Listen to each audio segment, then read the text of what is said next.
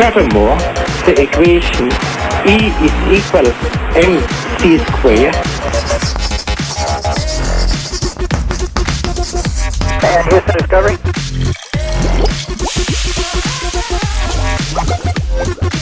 I'm gonna make him an offer again.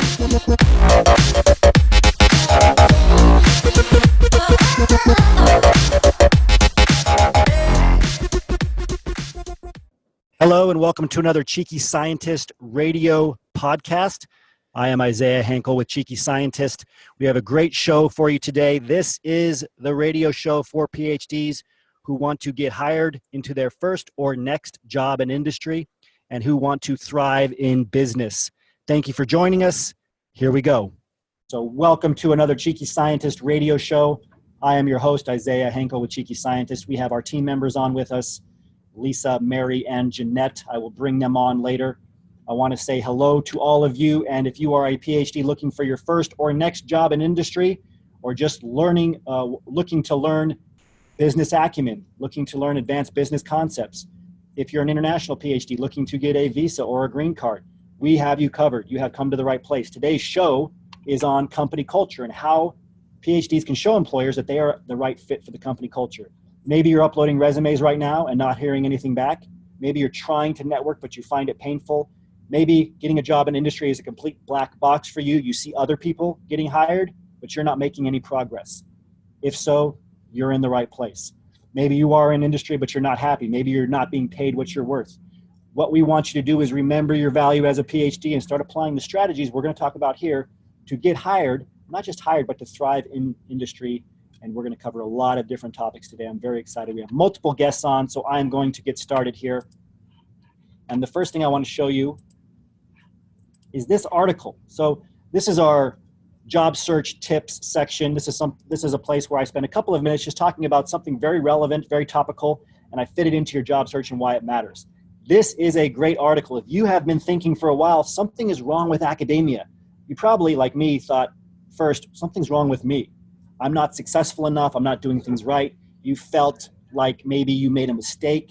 Maybe you're not smart enough. Maybe you just don't understand it. How come other people are getting published, or how come, everybody's talking about getting into professorships, but I can't seem to work my way into a professorship. I've been stuck in this postdoc, or I've been chasing postdocs, or I'm a PhD student and I'm seeing how my PI lives and I don't want to do what he or she does. If that's you, that's okay. The problem's not you, it's academia. This article, it's a great article. It's from the Washington Post. Why do I love that? Because I love how what's been going on in academia, how the system is broken, is getting out there into the public more. It's not just being published in Nature Science, right? It's starting to percolate into the general ether of society, and they're understanding that, hey, this is really weird. This is not a great situation. Academia doesn't just have an academic culture. It's gone beyond that to becoming a cult. Right, so obviously the word cult is in the word culture. What does it mean? It means, for example, that it's a closed system, right? Open communication with the outside world has either ceased or gone down. You've probably noticed this in academia, like you feel very isolated, very alone. There's a reason they call it the ivory tower.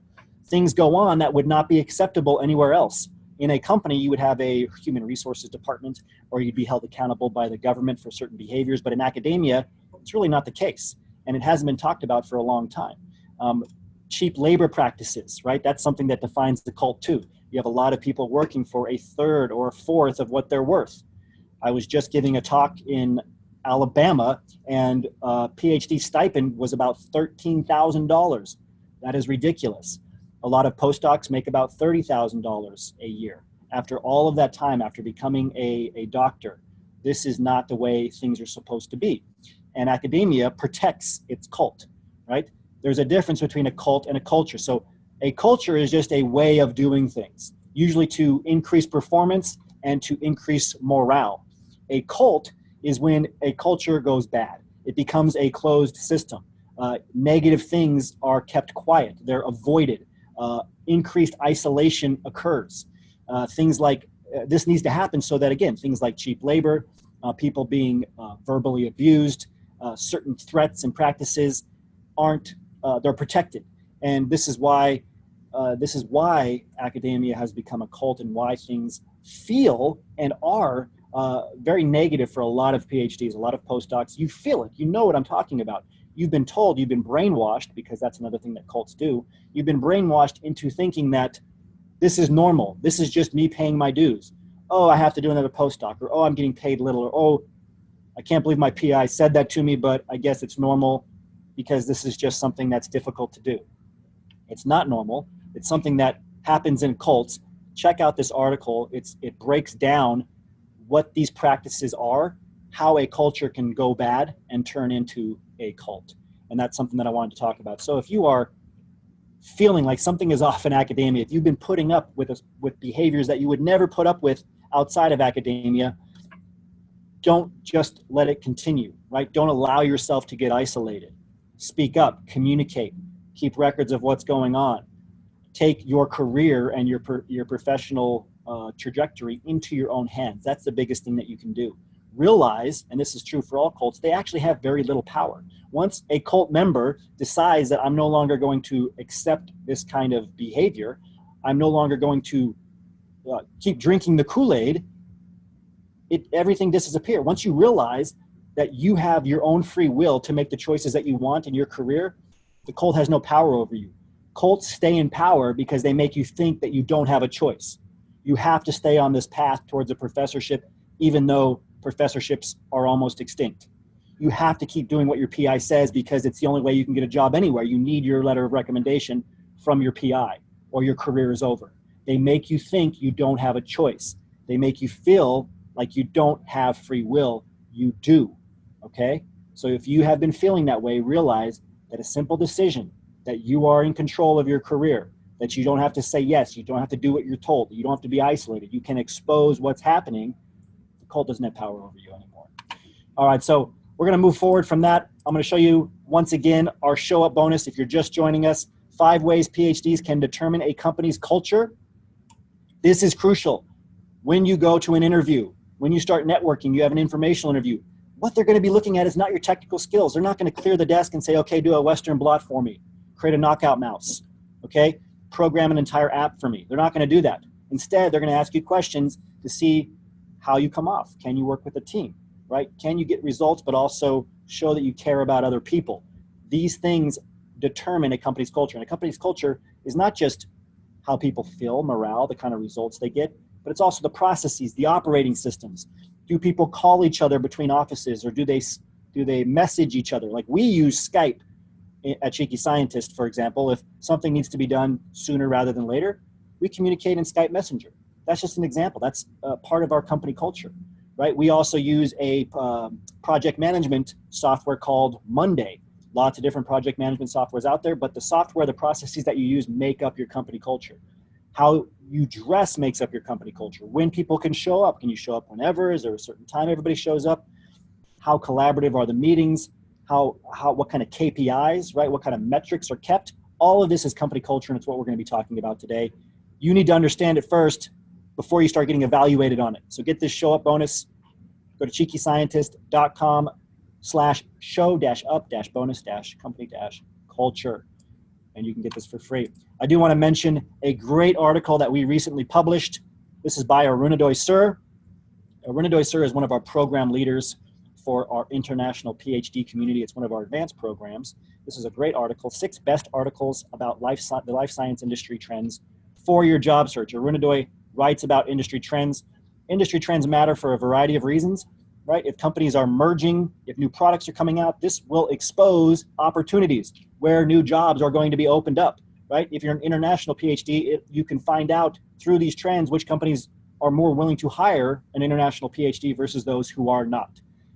And this article goes into a variety of topics, and it links up to 6 other articles, which you're seeing here, that are our top 6 articles on industry trends. So make sure you go to this. You can go to cheekyscientist.com/blog to look at all of our blog articles, including our trending articles.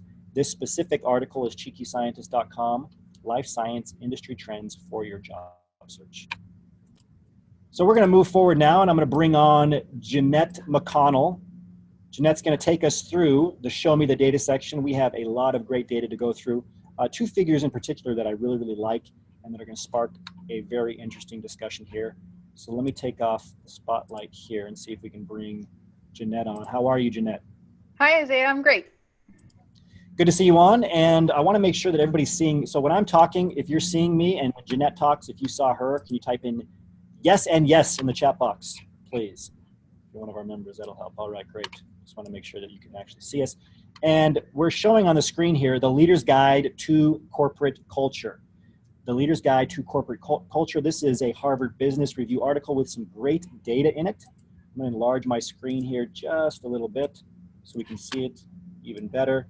So this first figure, for those of you listening by audio, either live or on our podcast, and by the way, you can get all of the audio and re-listen to this anytime on iTunes if you just search Cheeky Scientist Radio. The entire audio, we have our own podcast. You can find us there. You can also find us on Spotify, and you can find us on SoundCloud. So what we're looking at here is an axis. There's an X and a Y axis, but it's crossed like a T. And at the top, we have how people respond to change, and there's a colon, it says flexibility. And then at the bottom of that, on the other end of the graph, is stability. All right, so flexibility versus stability, that's on the Y-axis. On the X-axis, we have how people interact. Independence on the far left, interdependence on the far right.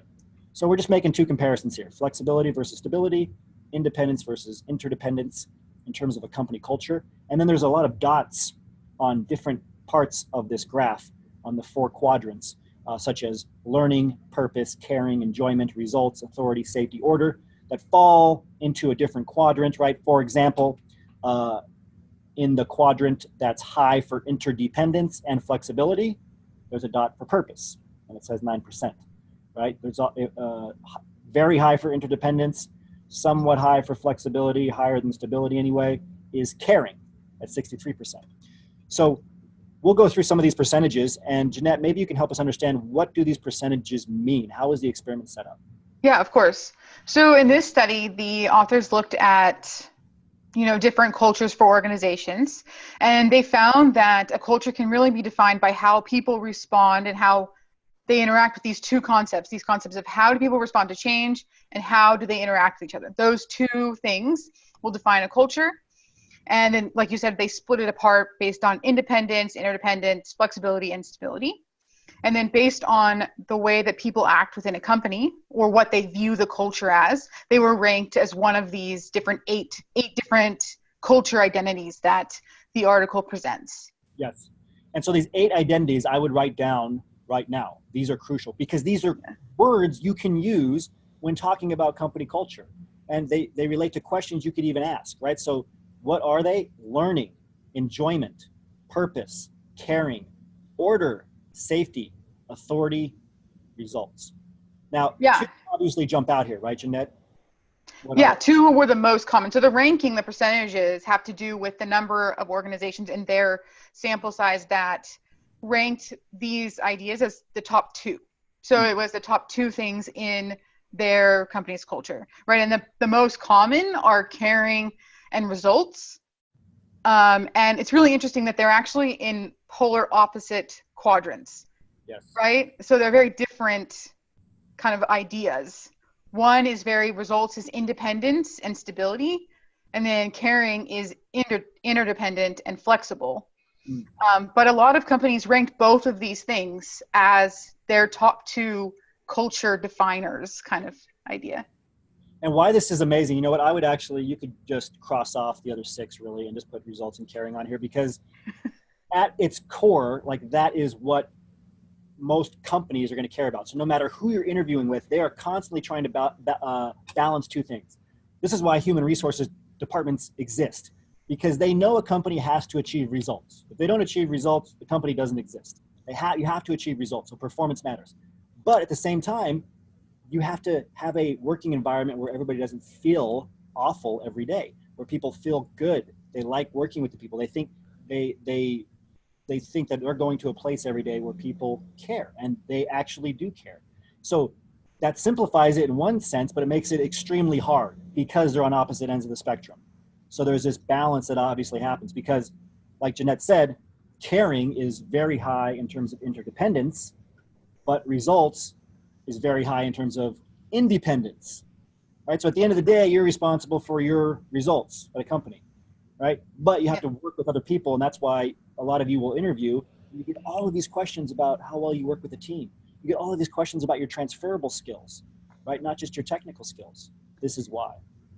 Yeah, and I think you can also ask questions about these two things, right? So you ask them, how do you communicate in the office? Like, how do you measure results? Like, these are the types of questions, if you ask them, they're going to be like, wow, like, how is this person even already thinking about these things when they're just here for an interview or even an informational interview? Exactly. Yeah. And, you know, there is a priority here. I mean, they're close in number, and they're the two things that need to be balanced. But, and as PhDs, you're going to feel good about this. I mean, results is 26% higher. I mean, it is significantly higher. So you have to perform, and that's important. But there's this funny thing that happens when you're interviewing, right? As a PhD, they think they know you have that box checked. You can achieve results, right? You follow metrics, that box is checked. What they don't know is, do you have what the second thing is, the second most important thing, the caring. Do you care about other people, or have you been so isolated in academia working at the bench or your computer that you can't even function with a team, that you can't show other people that you care? We've done a lot of radio shows talking about how important this is, because if you just go up to somebody and say, what are the results? I want these right now. And you know how a lot of us learn to operate in academia, you're going to blow the interview, and you're going to blow your first few months at a company. We've seen PhDs get let go of because of this. So showing that you care about the other person, asking them about their day before you demand results from them, for example, can help you walk that line. So there's a second chart that goes with this, Jeanette, and what we're looking at here on the left, there's some call outs. One says leaders want cultures with more flexibility. 94% want to increase learning. 50% want to maintain results. Now we have the same chart, right? And then we have the same colored points, right? One for caring, one for results, one for purpose, etc. But then we have these two different gray lines. And we have a gray line on the right that's light gray, and then we have dark gray lines, and they're going up or down. What does this mean, and how does it tie together with the key takeaways or call outs I just mentioned? Yeah, of course. So this figure is sort of looking at, they asked the people in the sample, how would you like your culture to be changed, right? Like where would you like to see it go next, or what's wrong with it? Those kind of questions. And they found that a huge percentage, 94%, almost everyone wanted their culture to become more focused on this learning identity, which sort of just means in there, like they define it as like being open-minded, innovative, you know, like looking for ways you can improve and taking on new initiatives. And it's really incredible because I loved this figure. As a PhD, I looked at this and I thought, well, that's what we do, right? That's what you learn how to do, is you learn how to learn, you learn how to innovate. And so you can come in and even talk about this, right? You can find out from them, ask, is this something you'd like, you know, you see maybe your culture changing this way? They're probably going to say yes, because as we see, most companies want this. And then you can say, oh, well, I really enjoy doing that. So exactly. And what do we always say? We say a PhD is a doctor of what? Who can tell me in the chat box? Somebody. You know, we talk about this all the time. A PhD, thank you, Jessica. PhD is a doctor of learning. You're a doctor of philosophy. Philosophy is knowledge and the ability to ascertain knowledge. You're doctors of learning. 94% of the leaders of these cultures want to increase learning, right? They want you to have a growth mindset. That's all that you have. We were just having a conversation the other day, our team, with another team member who doesn't have a PhD, and they were trying to streamline some of our processes so that we could take away some of the things that we had to do. We were all stretched in terms of our bandwidth. And then as soon as a process was taken off of our plate, all of us PhDs were like, okay, now that that's removed, we can do this, this, and this, right? And that's how PhDs think. We don't think about how we can coast or what we can eliminate or what we can start doing. We said, what more can we do? What's the next thing? How can we learn? How can we improve this? How can we take on as much as possible? Because that's just how we're wired. And so if you are unhappy, it's probably because you just haven't accepted that about yourself. You are never going to be satisfied unless you are stretched, right? Everybody has a certain level of being stretched. You're never going to be satisfied if you learn something and then you just start doing the same thing over and over. You're going to be ready for the next thing. But this is valuable to employers. Look at the data of what leaders want. They want you to increase learning, and you want that yourself. So quit hiding from who you really are, and then leverage this data in your job search. one more section here for the Show Me the Data, the statistical case for company culture. Now, this is an infographic, which we like to do every now and then. It's at growtheverywhere.com. So on the left, we're looking at the link between employee happiness and profit, right? So it says companies with happy employees have this, and then there's some statistics I'll let Jeanette go through. On the right, it says the link between happiness and productivity. Okay, so morale, happiness, right? The caring, like feeling good while you're at work. What's the link between profits for a company and productivity? What do these studies show? Yeah. So, I mean, it sort of makes sense. I think this is one of those things where you can just think logically through it, and it all makes sense. It's not that surprising, but the data is interesting to look at, right? That companies who have happy employees, it says they outperform the competition by 20%. You know, so they're just way more successful companies when the employees who work there are enjoying themselves. And companies with happy employees earn 1.2 to 1.7% more than their peer firms. So their like monetary gains are larger, right? And you're also seeing on the other side the happiness and productivity, that the employees, when they are happy, are 12% more productive than like an average employee. And then if you look at the other end of the spectrum, like unhappy employees are actually 10% less productive than the average, right? So it's really important to companies that you are happy, right? That makes sense to them. And so, but I think it's also on you to make sure that you align yourself with a company that is going to make you happy by investing in the culture and learning and finding a place that is good for you. Yeah, and I really appreciate that last part, because we all know, and not to get too abstract here, like happiness is a decision. Like nobody can make you happy. You have to do it yourself. And so having that mindset, that caring mindset of adding value first, which we talk about a lot, even after you get hired, just add value first. They'll come back to you. You'll be happier. The people around you will be happier. And other studies that we've looked at too have shown that a big part of this is because happiness increases creativity. Like when you're stressed, you probably noticed this as a PhD. As a PhD, you have to be very creative to think of new ways to do experiments, etc. If you're stressed, you're in a totally different mindset. You go into a scarcity mindset. You can't think creatively. You have to, and studies show this from blood flow in your brain. When you are stressed, your PI is pounding on you, you're worried about stuff, you're in a negative mindset, a scarcity mindset, there's less blood flow in your brain. And it starts to show up as just little punctuated spots in your brain. But when you're in a creative mindset, an abundant mindset, realizing that, okay, I actually have lots of options here, right? I can get hired by all kinds of companies. And some of you, maybe you can't fathom that now, but you can. With a PhD, you absolutely can. Those same studies of the brain scans show that the blood flow is just massively increased throughout the entire brain. And that's a big part of this. When you're more creative, you can be more productive because you're not just hitting your head against the wall trying to do the same thing over and over again. You realize like, oh, I don't have to spend the rest of my life pipetting by hand. There are robotics that can do this for me at almost any company that I can go work for, right? There are, I can pipette 7 different wells at a time, 8 different wells, 12 different wells at a time. It's that kind of thinking, and that only comes from an abundance mindset. Anything to close on, Jeanette? No, I think it's just such a great topic, and I would recommend that everyone go and read that Harvard Business Review article. It's really good. Yeah. Thank you, Jeanette. Tell Jeanette thank you in the chat box. I agree. It's a great article. Thank you. Thank Jeanette and her bow tie for being here. And we are going to move forward now to our next section, which is our interview with Daniel Coyle. So I'm going to introduce Daniel here with his bio. Very excited to have him on. I had probably 6-7 people over the last few months recommend the book, The Culture Code, to me. I don't know what that says about me or about the Cheeky Scientist culture, but it was recommended frequently. And he is the author of The Culture Code and of The Talent Code. Daniel is a New York Times best-selling author. Again, very grateful and lucky to have him on. Best-selling author of The Culture Code, The Talent Code, The Little Book of Talent, The Secret Race, and other books. He's the winner with Hamilton of the 2012 William Hill Sports Book of the Year Prize. Very impressive. He is a contributing editor for Outside Magazine and works as a special advisor to the Cleveland Indians. Coyle lives in Cleveland, Ohio during the school year and in Homer, Alaska. Wow, Alaska. During the summer with his wife, Jen, and his 4 children. I want to show his LinkedIn profile because we're also active on LinkedIn.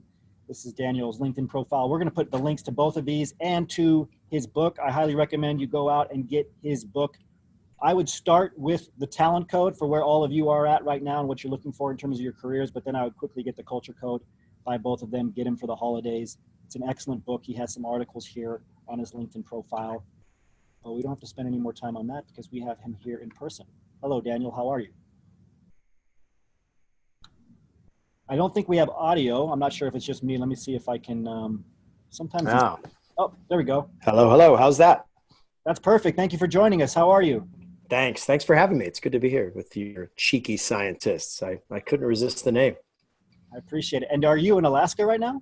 I'm not. I'm in Cleveland, Ohio. We're heading up in about a week for Christmas, but right now it looks a little bit like Alaska out there. It looks like Alaska one way or another. Fantastic. Well, thank you for joining us. Really, really appreciate all the work that you've done. I mean, you've done incredible work, and your books they were really fascinating for me. And I know Mary has read the Culture Code too, who's on with us. So I appreciate that. And I thought we could start very simple in just helping everyone here understand what culture is. Culture. What a great, I mean, how many times have you said it today? I mean, I've been listening for only a few minutes and I hear it over and over again, and you're not unusual. Everyone is having this conversation right now because we know how powerful it is. Culture is an interaction that causes humans to add up to more than the sum of their parts. Yes.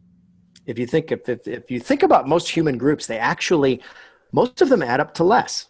If you take the individual talents and the talents of the entire group, most human groups add up to less. Strong culture is when you have a high ratio of what you're producing versus what goes in. And so it can be defined in a lot of different dimensions. That's sort of my favorite because it's what we sense. When you walk into a good restaurant, when you walk into a good school, when you walk into a great family, you feel it. You can feel it in the interactions. So we've got this feeling that it's kind of this magical thing that some people have in their DNA. That's the way we've typically thought about culture. But what the science is showing us, and what I spent the last 5 years sort of obsessing about, is you can see it, you can measure it. It is a set of interactions, a deep human grammar that's in our brains. It feels like magic. It ain't magic. It is a set of interactions that causes people to add up to more. And so that's the that's kind of the roughest definition of it. But as you know, it's more powerful than strategy. It's more powerful than execution. It's more powerful. It's the most powerful human force in the world. Yeah, and I like that you brought up strategy because as PhDs, we tend to obsess over just like strategy, execution, results. And we've had somebody in our program leader in our scientist MBA program always says, culture eats strategy for breakfast. Yeah, right.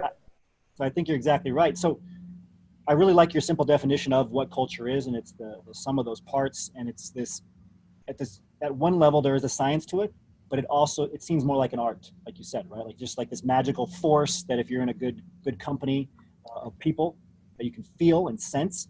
So how do we make that practical? Like especially in a job search when you're right. networking or you're going on a job interview. What are companies looking for now in candidates? How are they evaluating them on whether or not they'll be a good culture fit? And so maybe we can just talk about the employer side first. Yeah, there's a few different ways to sort of look at this. It is a word. A lot of places don't have a good definition of what culture is, and when they think about fit, they just think about hiring someone that is like us, creating some kind of a monoculture, and that actually can be a sign that you're maybe not in a great culture. What smart employers are looking for is they're looking for people who can grow and learn. Not hiring for skills, but hiring for people who can not just fit, but I think a better word is contribute. From an employer point of view, if you hire for fit, you're hiring under a narrow aperture. If you hire for contribution, how do you create more cognitive diversity? How do you get more minds in there? And crucially, how do you hire people who, great cultures have zero tolerance for brilliant jerks. Zero. That was one of the things that I realized in researching the book. For the book, I visited all these top-performing cultures around the planet. Pixar, Navy SEAL Team 6, San Antonio Spurs. They all have zero tolerance for brilliant jerks, which is kind of surprising because brilliance matters. A lot of people listening to this broadcast today are brilliant in their field, but there is a zero tolerance. In fact, the San Antonio Spurs have it in their scouting report. They're looking for employees. They're scouting basketball players. At the bottom is a box, and it's next to the box that says not a Spur. And if that box is checked, they will not draft that player, no matter how great that player might be. Same with the Navy SEALs, same with all these places. They will absolutely not tolerate jerk-like behaviors because, as a study show, it diminishes group behavior 30 to 40% right off the bat. So they're looking for somebody who doesn't pop any of those red flags. They're looking for someone who can interact smoothly and have room for growth and show vulnerability. I think that's another key factor that I think employers are really looking for. They're looking for people who've got room to grow and who can show that they can have the combination of self-reflectiveness and self-awareness that allows that growth. And there's some really cool litmus tests that some employers do. I know this is a kind of a rando example, but Bill Belichick, football coach for the New England Patriots, he will bring in a prospective player, cue up that player's worst play of the previous season, play it, and then see how that player reacts. If that player starts making an excuse and saying, hey, that wasn't my coverage, the coach didn't tell me what, that player's out. If that player owned it and says, here's where I learned, this is what I did, this is what happened, and they break it down in a way that makes it clear that they're a learner. So these little litmus tests that test for behavior, I think that's what employers are looking for. They're trying to test behavior. And as such, you see more and more employers going to, look, interviews are terrible predictors. Interviews don't work very well. What works well is a behavioral sample. And so coming in for a sample day, working on a sample project, and during that project, showing clear self-awareness and ability to reflect and ability to confront mistakes and fix mistakes. Because what business people realize today is that it is not a systems contest. It is a learning contest. It's a group learning contest. And businesses that do that the best are going to win. And you cannot do that if you have people who are defensive when it comes to opportunities to learn. I love that. I mean, I want to just unpack that for a second for all of you, right? We talked a lot about how employers, especially for PhDs, they look for arrogance, defensiveness, and awkwardness. And Daniel just said the word defensiveness. I mean, that's exactly the reason why. And it creates this kind of conundrum that I think as PhDs we're not used to. To make big things happen, you eventually can't do it by yourself. You require a team of people, businesses, right? Especially whether it's a Pfizer with, tens of thousands of employees or a company of 10 people. Yet you are probably used to working in a very small team, maybe a small lab of like you and 2 people, and maybe you've watched too many movies where it's like one person against the world. And so you just think like, if I am just a brilliant jerk, people will conform to me, but sooner or later you're going to reach your limit of being able to get things done, and a company knows that, and that's why they're evaluating you on this stuff. And I think the personal responsibility component that Daniel said is crucial. You have to show that you can say, I made this mistake, or as many of you learned on your thesis committee meetings, right, being able to say, I don't know, but here's what I can do better, and taking that responsibility. I think that's fantastic. So shifting gears to the job candidate side, right, for a company, you want to get hired. What kind of things can you do to make sure you're finding the right company with the right culture for you, but also showing the company that you actually understand culture, you actually understand what they're looking for, and I guess to make that fit happen? Right. Yeah, no, it's a fascinating question. And there's 2 questions that I think you can approach your prospective employers with, two dimensions to investigate in. And literally maybe there's 3 things. First, ask the employer to tell you a story about their group that would not happen anywhere else. Tell me a story about your group that doesn't happen other places. That ends up being a kind of very informal, very organic, but litmus test. If they have 3 or 4 of those stories queued up, and I'll give you an example. It's funny. I guess I have some things in common with your listeners, because as a writer, I'm by myself all the time. I'm trying to be brilliant. It's that whole curse, like the rugged individual, working away on his masterpiece. It seems very appealing. And only until I started working with the Cleveland Indians about 5 years ago. And it was only through that set of interactions that you really realized how deeply true what you said was, the idea that you really accomplish more as a group. And, when you ask that question, tell me a story about something that doesn't happen anywhere else, you can quickly get to kind of the things that really matter. Good groups have got 10 of those stories. Another question you can ask is, what gets rewarded around here? Simple question, kind of a complex question to answer. What gets rewarded around here? What kinds of performances really get rewarded around here? That matters. And the third thing you can do is go and see if you can talk to people who have recently left the group. And a good culture, a strong culture, will happily connect you to people. And the cultures that I visited, the culture that I included in the book, they were all really had learning and development as the core. They realized that this isn't some kind of a kumbaya family they're creating where we can all stay together the rest of our lives. But they do realize, they do make the promise to their people, when you leave here, you will be smarter. And those relationships, that promise of development ends up creating kind of a long tail of people who are connected to this place, who think of it highly, who love it, and who recommend it highly. So if they say, yes, we've got 10 people you can talk to who worked here in the last 2 years, please do. That's a tremendous sign to you that, hey, these people are moving in the right direction. And when you think about,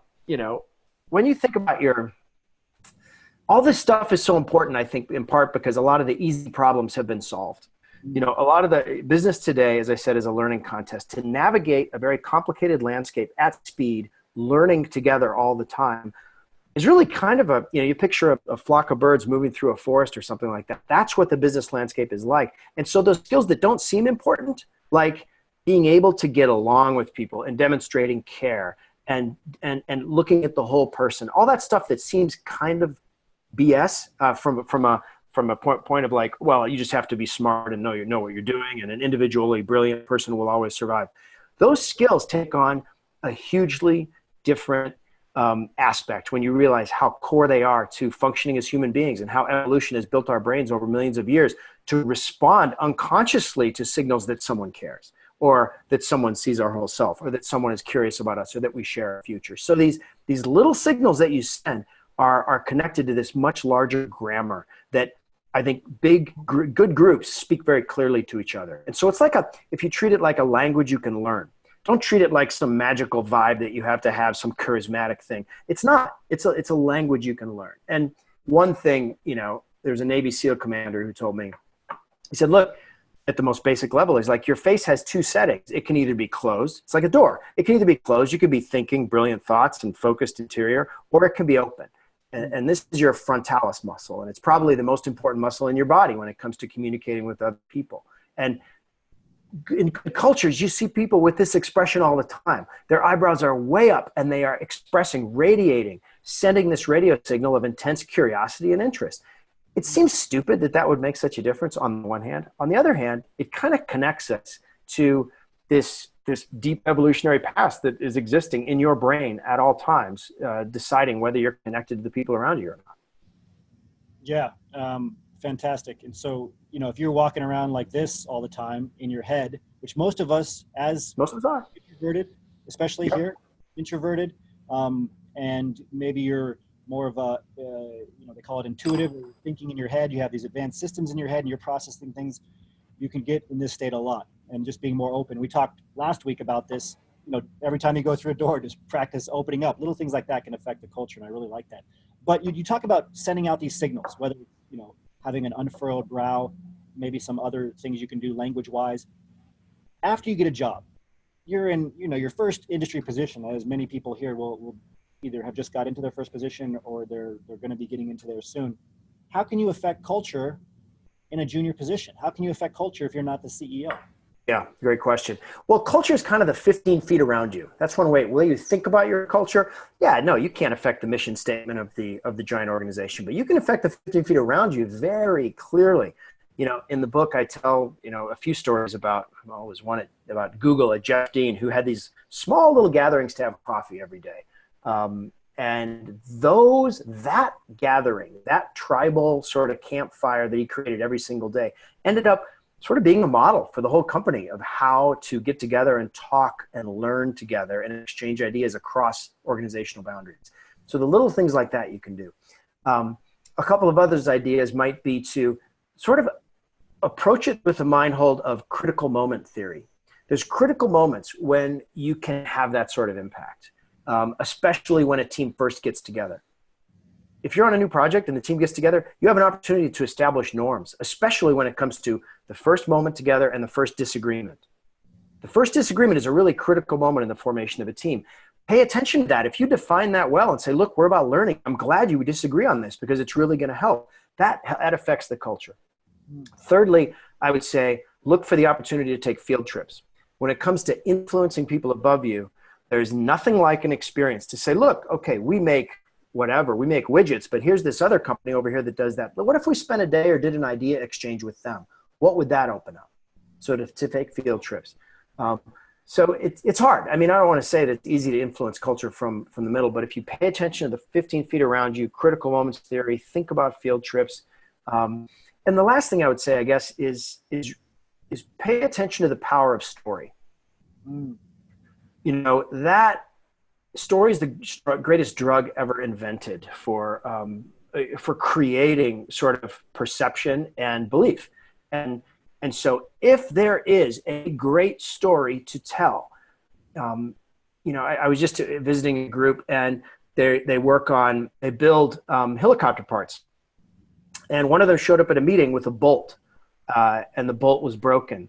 And then he tells a story about how someone discovered this broken bolt. And because of that discovery, the pilot, the Air Force pilot who was piloting the helicopter, didn't die. He survived. And then they bring out the Air Force guy, the guy and his family on the stage. And it was this incredible moment, this story, linking this small action of paying attention to the safety check through with the life of this person and his family. Telling a single story like that at the right moment can completely guide the culture. Organizations are actually made up of stories. You know, they are made up of stories. And so paying attention to story, even as a junior person, and spotlighting things and treating stories as almost a resource to be dug out of the ground and shared and harvested and spread around. So thinking about that could be a way to influence culture as well. Yeah, fantastic. And for those of you, you know, who are in the middle of your job search and you've had some interviews, you know the power of stories from your point of view, you know, using the STAR method in an interview, telling a story on your end, trying to tie the story that you're telling to the story of the company or what the company cares about. Last question, you've also written a book called The Talent Code. And this was really interesting to myself and my team. And I wanted to ask you a little bit about something that a lot of the people here are experiencing, you know, the dip, right? You're learning something new. Like maybe right now it's just learning about culture and you spent all of your time in a lab only focused on the technical side of things, not thinking about culture or caring in the relationship. And so you try to learn about it, but it's a struggle. Or maybe it's just trying to learn about how to get a job in business and industry instead of being in academia, right? And there's this dip that happens where things get worse and they feel worse before it gets better. Can you talk a little bit about how to navigate that dip and the uncomfortableness and the uncertainty? Yeah, you know, I mean, to sort of, I don't know if this would appeal to your crowd, but you know, the very idea I think that many of us grew up with the idea of talent and learning and skill is that it was something that had to be sort of uncovered. And the more we understand the science of it, is it's not an uncovering, it's a structural, it's a construction process.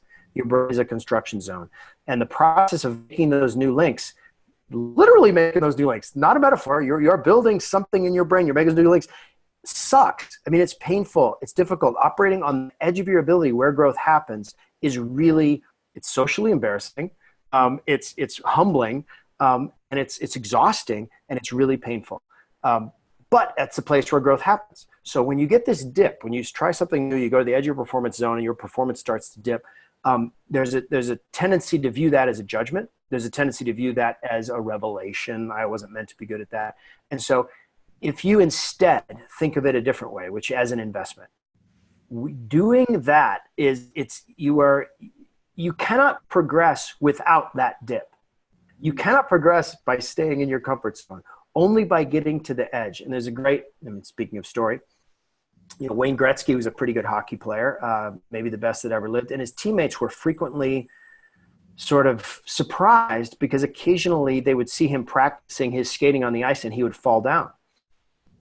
And then, you know, this is the guy's best hockey player ever. And he was falling down. And when they asked him that, and he sort of explained it, he said, well, you know, you can't get better unless you're willing to sort of be embarrassed. You know, you need to be willing to be embarrassed in order to get better. And so not to shy away from that, but actually to get comfortable with that and to embrace that, to lean into that moment of failure and realize that's actually where the new connection is happening in your brain. At that moment, that feeling, that burn is actually the burn of learning. So seeing that dip not as something to be avoided, as actually something to be deliberate and aggressive and systematic about seeking. I like that, about seeking. So thank you very much. Please thank Daniel for being on with us. Fantastic insights. I think we do these picture quotes afterwards for the best quotes, and I think we're going to have about 50 for you. But this was great. Let me share my screen because I want to do two things. One, I don't normally do. I'm opening up the actual Amazon page and link, because let's face it, most of you are going to buy the book on Amazon, not another site. And we're going to put this link in the chat box. I want all of you to go get the Culture Code book. I don't think anything can be more important for all of you, given where you're coming from academia and to understanding this. And as far as what employers are looking for, we know they're looking for this first. I think we even attracted Asia onto this webinar, and she talks about culture a lot. I mentioned her earlier. So really, really lucky to have on Daniel. So go get the book for you, for another associate for Christmas. And do me a favor, go to his LinkedIn page, and I want you to all connect with him and all reach out to him so he can see how well PhDs follow up. And it'll give him a whole new following of people that, a segment that maybe he hasn't reached yet with his book. So thank you very much, Daniel. Really appreciate your time. Thanks, Isaiah. Enjoyed it a lot. Thanks for having me. All right, perfect. So again, this is Daniel's LinkedIn page. We're going to put the link in the chat boxes, the comment boxes, and everywhere where we are live streaming. And we're going to put the link for the Amazon page here so you can get the Culture Code. You can, of course, get it by Kindle or hardcover. There's paperback options. 5-star, we don't normally see that, right? The full 5-star ranking when you have over 100 reviews. It is an incredible book. And you can tell why. He has a way with words. So very grateful to have Daniel on. I also want to mention, for those of you who are just joining us, quite a few of you have come on here, that we have a show up bonus that you can only get before the end of the webinar. That's why we call it the show up bonus. And it's on company culture. So if you go to cheekyscientist.com, show-up-bonus-company-culture, you can get our 5 ways PhDs can determine a company's culture. Again, when we're talking about culture fit, you first have to identify what the company's culture is. And yes, you can ask these questions, but what questions should you ask? Some of those questions that Daniel came up with were perfect, right? Asking them to tell a story about what they do at their company that nobody else does, or something that has happened at their company that hasn't happened anywhere else, right? This quick start guide will help you further in terms of asking the right questions to identify company culture, looking at what company culture actually is, thinking about it in a new way. And this page is only live during the live show that we're on right now. So I'm going to bring our next guest on. We have on Ron Hunter. I'm going to show his bio here, and then we're going to bring on Ron. Very excited to have Ron on with us. There we go. So I'm going to show his bio. Another amazing bow tie. That's 2 bow ties in one show. Ron completed his PhD in analytical chemistry at Emory University. He worked on projects related to toxicology, public health, at the Environmental Protection Agency, Emory's Rollins School of Public Health and Centers of Disease Control. He has spent 3 years in a scientist role at the Coca-Cola Company. Ron recently started a new job as the Technical Director of Chemistry for North America at, Ron, help me with this, Mérieux NutriSciences, is that close? Mérieux. Mérieux. French, Mérieux NutriSciences. One of Ron's previous managers said to Ron that he is one of his greatest attributes is he is an excellent networker. This is true. He has built many strong relationships through his networking skills and his contagious optimism. I am convinced he has never met a stranger. He is active both inside and outside of the company with various organizations, in particular the 2017 chair of the Georgia section of the American Chemical Society. In his spare time, he likes to travel. And before we bring Ron on, I want to show his LinkedIn profile. I love his banner. For those of you that have been on previous radio shows, we've really broke down a lot of people's, a lot of PhDs, profiles, banners, pictures, very professional. You can see that he is an associate like you. We love to see associates go on and work for various organizations, especially PhDs who go into large brand names like Coca-Cola. And we've had recently Hilton and Home Depot. It's fascinating to see PhDs continue to take over positions in new segments. So without further ado, Ron, how are you? Good. How are you, Isaiah? Thank you for having me. Good to see you on. Yeah, congratulations on your success and for everything you've done. And it's so great to see you continue to get those excellent reviews, performance or otherwise, from people. So it's an honor to have you here. My first question, are you ready? I'm ready for you. Well, I always want to know about the transition, right? So we're talking to a lot of PhDs here, most of which who have not transitioned yet. And we want to help them get over the finish line, especially in December, because we're still seeing hiring up. Right. What does transition look like? What are some of the key points? And if you could do it in 2 phases, all the challenges you faced, both mindset-wise, maybe some technical challenges like a resume or LinkedIn thing. And then what did you change to get hired? And then what did the actual transition story look like? So I think it depends on the job, right? So I went from postdoc to government job, and then I went from government job to industry job, and then now industry job to industry job.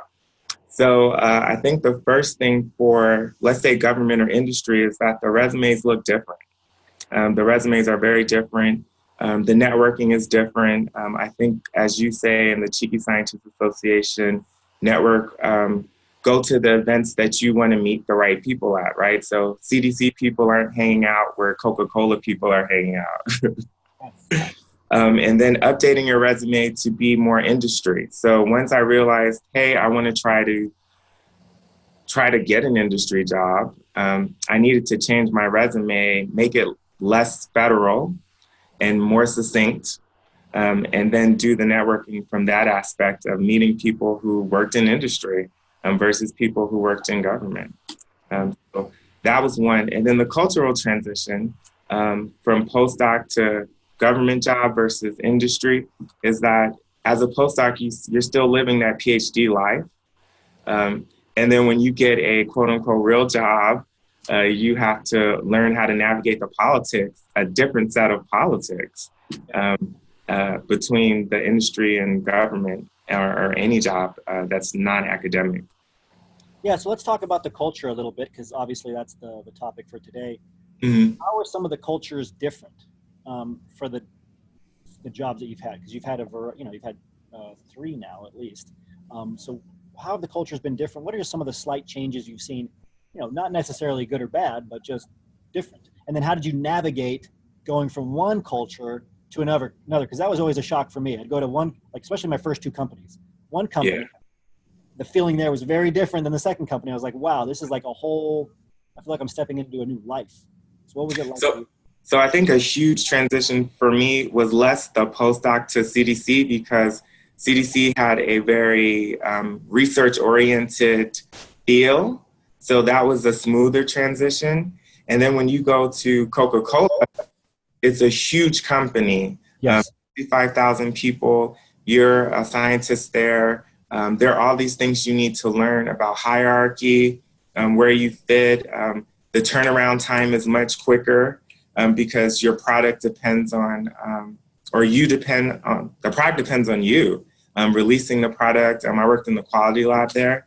There are different aspects of it where it's more intense. And now in my new role as technical director, it's very similar as well, but more on a higher level. So I have 8 or 9 labs in which I'm managing the quality aspects of those labs. But again, the impact on human health is extremely important. So it's just a different level of intensity. And you get used to it. It gets more and more intense, but becomes your new normal. Yes. Yeah. Yeah. So I think, no matter where you're going next, even if you already are in a job in industry, Correct. to industry to government, there's going to be a culture change. And so it's not specific for those of you going from academia to industry. There might be more differences, but either way, you're going to see a huge difference. And so what are some of the things that you did, right? You had that review that we read about how great you are in terms of being a networker. You're involved in lots of different organizations and cultures. Yes. So how do you stay who you are, and navigate your way through all those different cultures and have people like you in different networks and different cultures? What do you do to stay true to yourself, but also to adapt to the culture? So I think the first thing that I always encourage people to do is always remember who you are principally, and to bring your whole self to whatever you do. Yes. You can keep that as in the forefront of your mind, then everything else kind of flows accordingly. I'm also a military kid, so I grew up traveling a lot. Yes. And you kind of learn through growing up that you need to make friends quick because you're only going to be there a short period of time. And so I think that in itself is a talent. And then you can't be opportunistic. You're not going to be friends with everyone. You're not going to be a good fit for every company. And so if you're just not vibing with someone, you just have to let that go. Yes. And move on to another party. Another thing that I heard you guys mention is introverts. So a huge tip I give a lot of introverts is someone told me they always cling on to me because I'm not an introvert. So in a networking event, they find the extrovert and they stand next to that person because I'm guaranteed to introduce them to the people around me. Absolutely true. So that's one of the tips I always give to introverts. If you're scared to make an introduction, have the extrovert do it for you. And then you can segue into that. But I think those are my keys. Don't be opportunistic. Leave the situation when it's not working. And then just be yourself. You have to be yourself. If you're not yourself, then they're not going to vibe with you anyway, because they're not getting the authentic person. Yeah, I really like that. And notice just how Ron said this with like a big smile on his face, right? If people aren't vibing with you, just move on. It's okay. And if you could treat it like that, your life will be a lot easier, especially when you're kind of going through an intensive power networking phase. Trying to get a job. Like, you cannot let that stuff hold you back. You reach out to somebody, they give you the cold shoulder in person or LinkedIn. You can't even miss a beat. Have that big smile on your face, like Ron just did, and just move on, right? To the next. I mean, there's billions of other people you can connect with, and I think that's a great. Right. And when you're true to yourself, you'll end up in the right place with the right culture, because then you'll be a great fit for that company. Exactly. I had a couple of other questions for you. So you left academia, and one thing our team wanted to know, and we had a lot of people write in about, is when we have guests on who have transitioned, why? What was your why? Why did you leave academia? So I didn't want to leave academia, right? So initially I applied to be a professor at Drexel University. I had an interview and it didn't work out. And that was my goal. Like a lot of people, I'm going to be a professor. I like teaching students. I still interact with a lot of students in mentoring ways now. And then I saw this position at CDC and I applied to be an ORISE fellow and got the job with the long-term intention of it becoming a full-time job. And then from there, I said, hey, I tried government. I've never tried industry. I've tried academia. Let me see if I don't want to write it off unless I try it. So I tried industry, and that was the best match for my personality and my goals in life at that time. And it still has been over the last 4 or 5 years now. That's great. And my last question is, how is life different since you left academia? Right. So you got in. I think this is something that's always a black box. We think, right. Some people think I'm going to transition, get a job. Everything's going to be magical. It's going to be perfect. Great. All my problems go away. Right. And there's other people who are just like, I have no idea what's going to happen, but it's got to be better than where I'm at right now. And so they're just in a painful situation. So what are some of the differences now that you've had an established industry career that you can see looking back? So I'm more on the it's been magical for me personally. I think making sure that I chose the right culture fit was amazing. Working at Coca-Cola was amazing as well. It's a huge company with brand recognition, as you mentioned, similar to Home Depot. The culture of the company was a really good fit at the time. Just looking at the ads, the commercial ads for that company, the freedom in your research as well. So you are essentially in charge of your own projects. At the company, you have autonomy, the ability to network, if you're good at that, and in the politics, you have lots of different spaces where you can grow. You can learn about marketing. You can learn more about science, more about quality.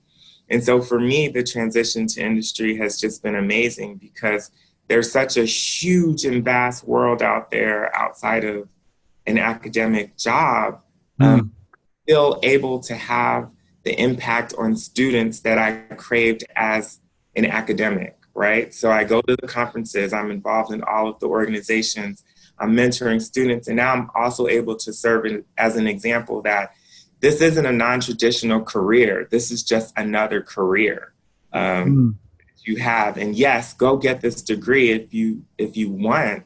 And there's a vast many options for you to be successful in life. So yeah, it's been really, to me, magical. So I don't know how else to describe it. That's great. Well, I think that's a good note to end on. And you can see what's waiting for all of you on the other side.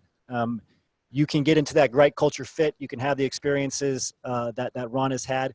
And most importantly, you can be recognized for your value, right? Right now, you may not feel very valuable in academia, but you can see by that big smile on Ron's face that you are valuable. So no matter where you are, make sure you are just taking the steps, you're trusting the process. If you're one of our associates, you're following the Cheeky methodology, and you're going to get a job, and you're going to experience the things Ron has shared with us today. So thank you, Ron, for your time. Really appreciate it. Great to see you. No problem. Good to see you too. Thanks, chatting. Okay, so I'm going to show Ron's LinkedIn page one more time. Let's go and connect with Ron as well. He has, there's a lot you can learn from Ron, and he's done a great job in his career and has been very successful. Has such a great example for other associates and for PhDs everywhere. So this, again, is his LinkedIn profile, and we are very, very grateful to have had Ron on with us. Okay, so we're going to switch gears now, and we're going to talk about what it takes and some of the misconceptions, some of the things that have changed when it comes to getting hired, specifically in the US. Now, why are we talking about this? Next week, one of our advanced programs that's only available for associates is opening up. It's called the International PhD Community. And the program has two focuses. One is to help expats in the US understand the visa process, which can be complicated and changes. And there's a lot of misinformation out there, especially in today's political climate. And then number two, to provide that support as an expat. And that could be, just in general in terms of where to find things, understanding the laws, the rules of the country, but also simple things. We did an interview very recently in the private group for the International PhD Community, and we talked to one of the members, Sumant, who had transitioned and was able to get sponsored for his visa. And he said, just having a support network that helped me understand that if somebody asks how my day is here, it's not like it is in India where you will have a long conversation and go into the details of your life and what's happened over the last few months or even few years, but it's more of how are you, and good, thank you. That's the end of it. And this is something that, I have experienced myself. I worked in Germany for a couple of years, and it was very difficult to navigate the differences in culture and personality types.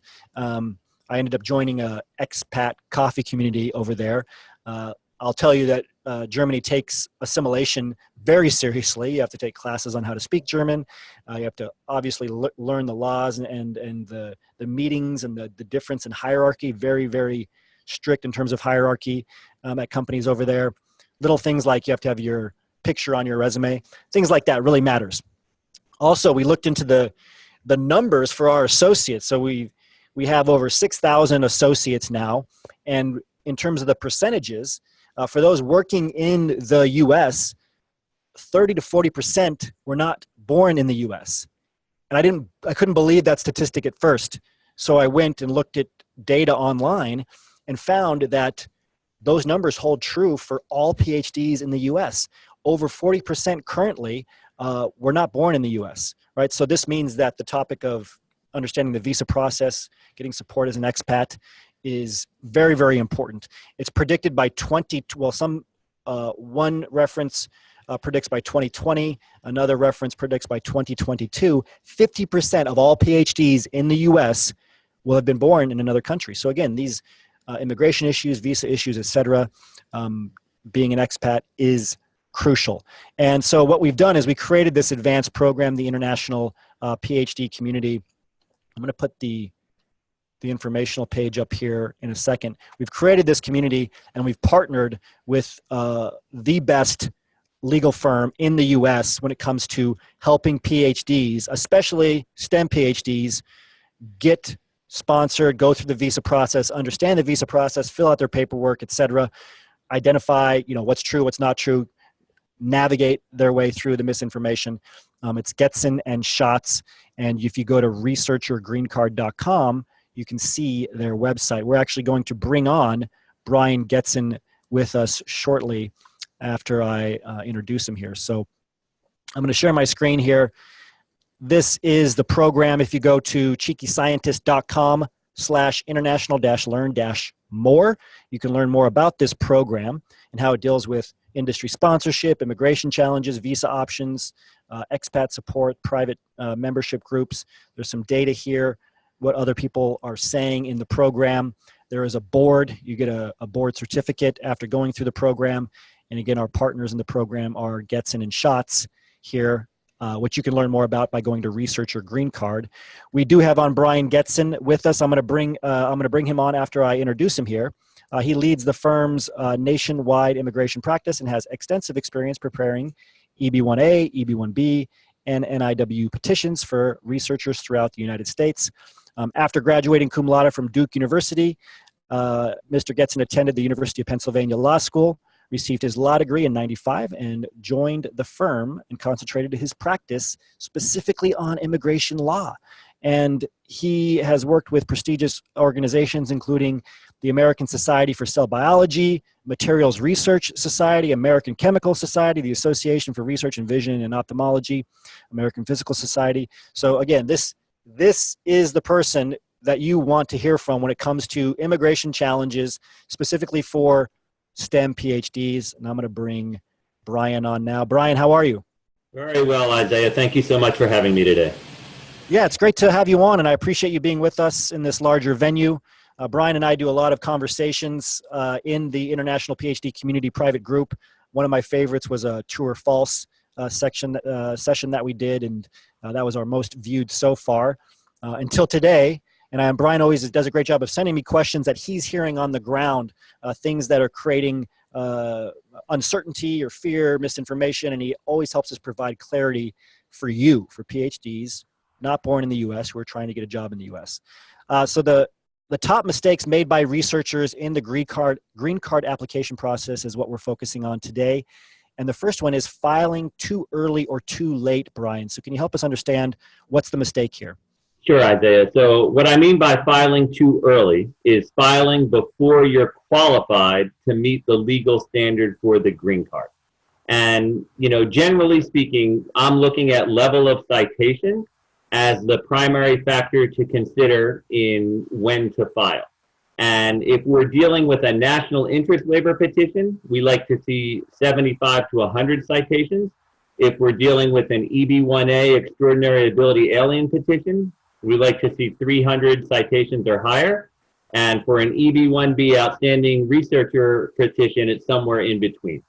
But, level of citation is not the end-all, be-all. So, we have had cases approved in all different categories at various levels of citation. But filing before you're qualified, if you wind up filing too early and you get your case denied, then you can certainly apply again, but it's harder to get approved the second time after a denial. So you want to be careful about, what is the right time to file. So filing too early has to do with your credentials, and filing too late has to do with your status in the United States. If you're in the United States, you're likely here in F1, J1, or H1B. And you don't want to wait too long that you risk running out of time in your underlying non-immigrant status. So you're balancing your credentials in terms of not wanting to file too early, and your underlying status in the United States in terms of not wanting to file too late, because you always want to make sure you can maintain your non-immigrant status. So I tell people it's like Goldilocks and the Three Bears. You want to be just right when it comes to filing. Perfect. And I want to get through as much as we can here. The next mistake is providing letters that lack specificity. Can you talk about this? Sure. So that's become, a big focal point of the Immigration Service over recent years is they want to know exactly what it is that you have discovered and why it's important from a practical standpoint. Are you leading to a drug discovery? Is there any material that's, being used for a semiconductor or a chip or anything like that? And then how was your research recognized? Was it published? Was it presented? Are other people using it, et cetera? So, what I see other lawyers do sometimes is they don't put the time and effort into writing letters, and they wind up writing 2 to 3 page letters that really don't give the full picture of somebody's research career. So, I like to write letters that have specificity to fully explain to the immigration officer, what it is that you have accomplished and why has it impacted the field. You want the immigration officer reading your case to say, I really want to give this person a green card. I want them to keep researching in the United States to better the economy, healthcare, the environment, whatever it may be. So you have to tell your story to the immigration officer with specificity. Perfect. What about providing letters that contain future-looking language? We've talked a lot about this, like potentially or will or this could happen. Sure. So this is what I call the kiss of death, Isaiah, when you're submitting an immigration case. And a lot of people tend to do that. A lot of authors want to say, this may lead to something, or it has the potential to, create a treatment for this disease in 10 years from now. Well, immigration is only giving you a green card based upon what you have already accomplished in the past. So never use a word like potential, may, or might in a reference letter, because immigration is just going to use that against you. I never, ever want to give immigration something affirmatively that they can use to deny your case. And sometimes when I write letters for people, they send it to the authors, and the authors make those changes, and then I have to go back and read the letter that came back to me and say, please go back to the author and explain why you can't use the word potential. Yeah, and just little things like that. Like it just takes just one small thing to give them a reason not to approve you. And that's what I love, because it kind of relates to what we talk a lot about for those of you watching with your resume. Like, don't give them a reason to deny you or throw your resume in the trash, or in this case, not allow you to get your visa. What about calling yourself, I want to stay specific here, what about calling yourself young or an early career researcher? Sure. So this is, again, something you don't want to do that immigration is going to use to deny your case. Most of the people that are applying for green cards, Isaiah, they are early career young researchers. By the time you're 30 years into your career, you're probably not looking to apply for a green card. You're looking to apply, most people, when they're in their postdoc, or or they just graduated their PhD and have gone to industry. So that's really the sweet spot to apply for a green card. Maybe you wait a few more years if you need to grow your credentials, but so you are in fact young or early career when you're applying for the green card, but you can't tell that to immigration, because immigration is comparing you to all researchers in the field at any career stage. And most of the people that we're applying for, even in the postdoc, they really have had unbelievably impressive research accomplishments that have in fact influenced the field. So focus on what you've already accomplished. Don't call yourself young or early career. And another tip, Isaiah, is that it doesn't matter whether you're the first author of a paper or whether you're the fourth author of a paper. You get the same credit for it under the law. You should never say you're working as part of a team in a reference letter to immigration. You're legally allowed to take credit for your research, no matter what author you are, no matter how you contributed. So your letters want to always say, Dr. So-and-so discovered this, discovered that. Don't call yourself part of a team. Thank you for saying, finally, on the record, legal advice confirming that you do not need to hedge. You don't have to say I was part of a team for your grants too, or your papers. So that's very important. Let's make sure we get that clip and play it 1,000 times in the group. So what about providing evidence that does not matter or doesn't even qualify? Sure, Isaiah. So this is a common mistake I make. People give memberships that don't qualify, like being a member of Sigma Chi. There's case law that says that doesn't qualify. If you received a travel award or a young researcher award, there's law that says they don't qualify. So don't present a case to immigration saying you meet the award category because you received a travel award from this conference, because it's going to make you look like you're stretching and like you're not qualified. So you have to know the law and abide by it. Don't, try and make something that you're not allowed to do. So what kind of supporting evidence do you want to have? Because in some cases, failing to provide supporting evidence for the influence of your work is going to be detrimental. Sure. So you want to go beyond just the reference letters that are talking about your career accomplishments. We like to say we like 3 sets of letters when we're preparing a case. Set number 1 is independent reference letters from people who have never worked or gone to school where you have worked or gone to school. Set number 2 is supervisor letters.